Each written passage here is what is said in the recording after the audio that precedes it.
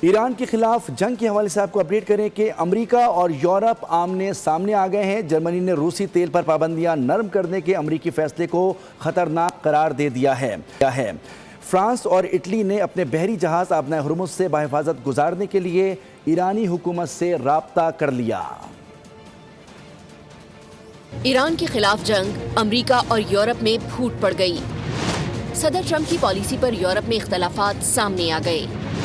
جرمنی کی روسی تیل پر پابندیاں نرم کرنے پر امریکہ پر شدید تنقید۔ یوکرین جنگ کے دوران پابندیاں کم کرنا خطرناک قدم قرار دیا۔ جرمن چانسلر کا کہنا ہے کہ پابندیاں نرم کرنے سے پیوٹن کی جنگی طاقت بڑھ سکتی ہے۔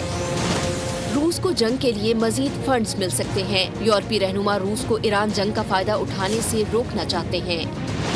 ادھر فرانس اور اٹلی نے اپنے بحری جہاز آبنائے ہرمز سے بحفاظت گزارنے کے لیے ایرانی حکومت سے رابطہ کر لیا۔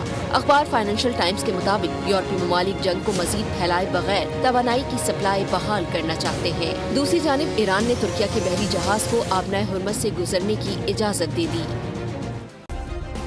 سبسکرائب کریں اور بیل دبائیں تاکہ کوئی خبر رہ نہ جائے۔